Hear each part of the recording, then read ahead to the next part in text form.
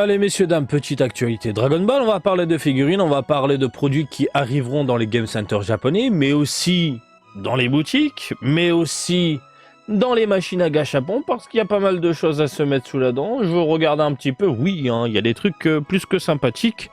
Bref, on va jeter un œil sur tout ça. J'espère que vous allez bien, on va passer directement au gros plan, ma gueule. Et salut à toutes et à tous, hein, Marty Japan. On parle de gâchapon. On parle de gâchapon et je sais que beaucoup de personnes aiment bien cette gamme-là.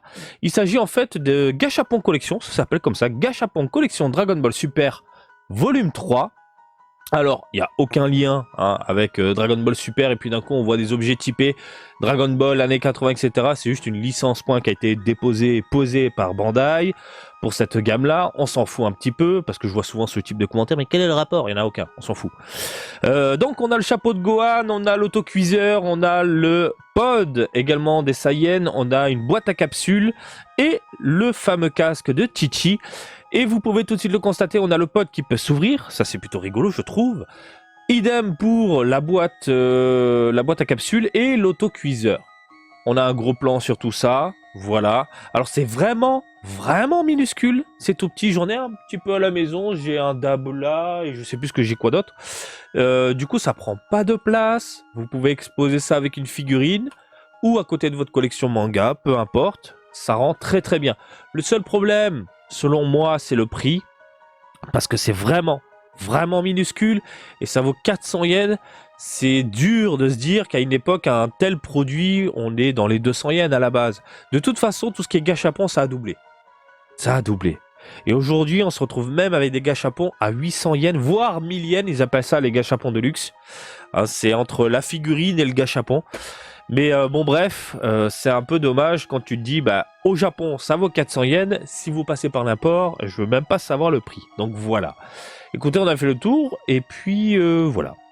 On enchaîne ici avec des figurines qui arriveront dans les game centers. Alors ce sont des figurines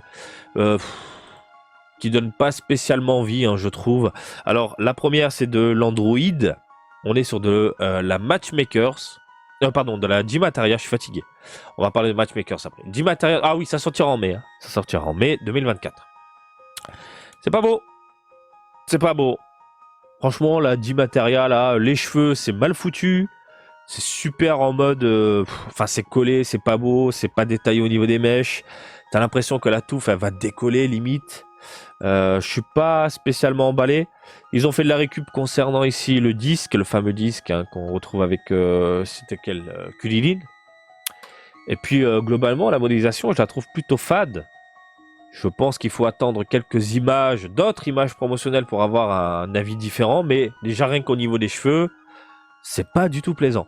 De toute façon, et vous le savez, les Gymataria, on se fait avoir à chaque fois, dans le sens où à chaque fois qu'on a des images promotionnelles, on se dit ouais c'est de la merde, c'est pas beau, les effets d'attaque, machin, tout ça, ça pue, etc. Mais quand on l'a sous les yeux, en vitrine et tout, ah bah finalement ça rend super bien. Donc voilà, hein, c'est bien, on part directement dans le négatif, pour au final être surpris et décoller vers le positif. Ensuite on a les Solid Edge Works des Ginyu Tokusentai. On a le Rikum. Un petit Rikum, plutôt bien réalisé, je trouve, globalement. La peinture sur le scouter est dégueulasse. La peinture déborde, vous le voyez. Mais bon, globalement, les cheveux sont plutôt bien réalisés, pointus. Idem pour l'armure. Le fion bien plat, magnifique. De la musculature là où il faut. J'ai l'impression néanmoins que ça manque de dégradé, de nuances. On est sur quelque chose de très simpliste au niveau des couleurs. Mais bon, globalement, la modélisation, on est sur quelque chose de propre et de très joli, je trouve. Je ne sais pas ce que vous en pensez, vous, de votre côté, mais moi, je dis oui. Nikum. On a ensuite le Bata. De ce côté-là, même constat. À savoir, une figurine plutôt bien réalisée en termes de modélisation, le côté fidèle, etc. Mais au niveau des couleurs, c'est quelque chose de très fade. Ça manque de nuances, ça manque de dégradé, ça manque de peps, je trouve. Et est-ce que j'ai les tailles? Non, j'ai pas les tailles. Donc là, on est sur de la Solid Edge Works 19 et 20. Donc voilà, une sorte de modèle. Et de toute façon, vous le savez, on va se taper du coup les Ginyu Tokusentai en Solid Edge Works. Ce qui est plutôt une bonne nouvelle pour ceux qui ont loupé les Ichiban Kuji ou les showcases d'époque. Les showcases, c'était de la merde. C'était de la merde, messieurs, dames. Hein. Soyons francs, soyons directs. C'était pas top. Donc là, c'est une bonne alternative concernant le rapport qualité-prix. Qualité, plutôt cool. Le prix, plutôt cool. Voilà. Donc, deux belles figurines, voilà, qui donnent envie. Ensuite, on s'éloigne un petit peu de Dragon Ball. Néanmoins, on reste dans l'univers de Toriyama, excusez-moi. On a du Sunland. Alors, il s'agit... Parce que là, du coin de l'œil, tu te dis, mais qu'est-ce que c'est que cette figurine? C'est pas très beau. Ça manque de peps. Et puis la tête, elle est énorme. C'est bizarre. Mais en fait, oui, c'est une WCF. Ah! Bah là, du coup, la vie change un petit peu. Ah oui, oui, on est dans du décalé. Et oui, pour ceux qui ne connaissent pas les WCF, on est sur des corps totalement démesurés, what the fuck, déformés aussi. Hein. Grosse tête, petit corps, des yeux énormes. On est sur du Tibi, on est sur du gnangnan, hein, du mignon même. Donc forcément, là, on a Belzebub qui a une tête énorme. Hein. Le tout dans un tank énorme aussi. Et là, on est sur de la méga WCF. Donc forcément, c'est de la figurine qui va être énorme également de ce côté-là.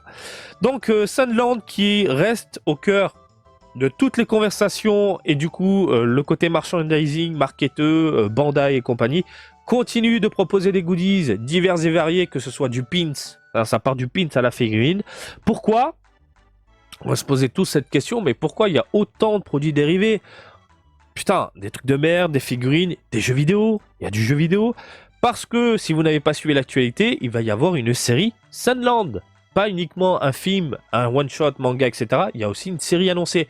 Donc là, Bandai s'est déjà placé et a envoyé du très très lourd. Voilà. Donc on va se taper de la figurine. On va se taper de la figurine typée Akira Toriyama. Tu m'as compris. Ça fait plaisir pour les fans de cet univers-là.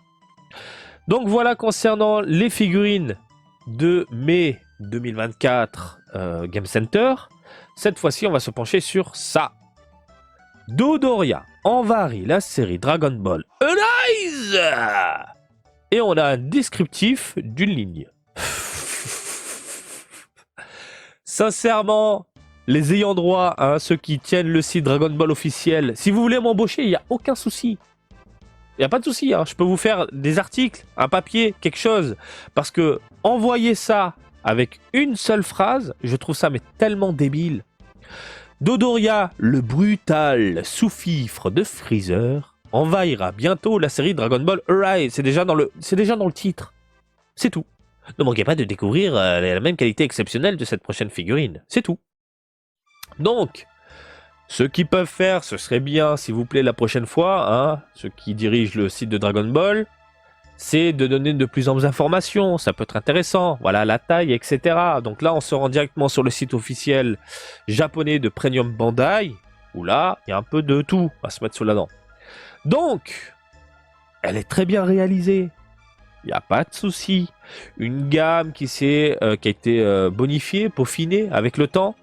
On est sur un produit qui monte dans les 26 cm. En largeur, on est dans les 23 cm. Voilà. Un beau bébé. Un beau bébé qui, comme vous pouvez le constater, coûtera 30 800 yens. C'est du PVC, ça ne change pas. Plastique, tout mou, tout dégueulasse. Puis voilà. Donc il y a de jolis contours, globalement. Une belle modélisation, plutôt sympathique. Un beau Dodoria, enfin. Hein, parce que les Chibankuji qui étaient sortis il y a un petit moment, c'était vraiment nul à chier. Vraiment. Hein, soyons francs. Là, les couleurs sont top. Mais c'est 30 000 yens, quoi. C'est 30 000 yens. Ah, j'ai perdu l'image. J'ai perdu l'image. Je vais essayer de la récupérer. On y est. Donc, qui dit Arise dit également des revendeurs qui incluent des petits bonus. Et le petit bonus, il s'agira ici d'un soldat de Freezer. Et je trouve l'idée vraiment excellente. Mais alors là, est-ce que je peux ouvrir? Je sais pas ce que vous en pensez. En plus, il est énorme. C'est pas un tout petit personnage. Tu te dis, dans ce cas-là, 30 000 yens, ça fait 15 000 yens la figurine. Là, tu commences à réfléchir. Là, tu commences à réfléchir. T'as deux figurines comme ça, plutôt bien réalisées. 15 000 yens la figurine. Parce qu'elle est pas petite, hein. En plus, elle a l'air super bien foutue. Hein. Le soldat, là, le putain de soldat. Sold out, hein, déjà. À peine annoncé, déjà en rupture. C'est un truc de dingue. Donc, est-ce qu'on peut voir le soldat, s'il vous plaît? Oui. Hop. Ici, on a donc Raspberry. C'est son nom. Attendez, c'est écrit ou pas? Ouais, c'est écrit là. Raspberry. Raspberry. Je me suis pas trompé, putain, je suis bon. Ici, avec son arme, bah, il est classe. Il est vachement classe. Hop, légèrement de côté, on va l'ouvrir également. On va regarder son fion. Hop. Hop. J'ouvre tout ça.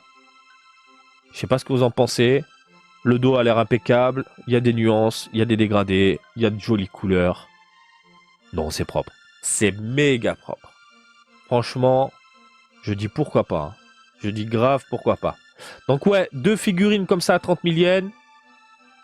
Tu commences à réfléchir. Une seule, juste de Doria à 30 000 yens. Non. Limite, t'as l'impression que tu te fais enculer.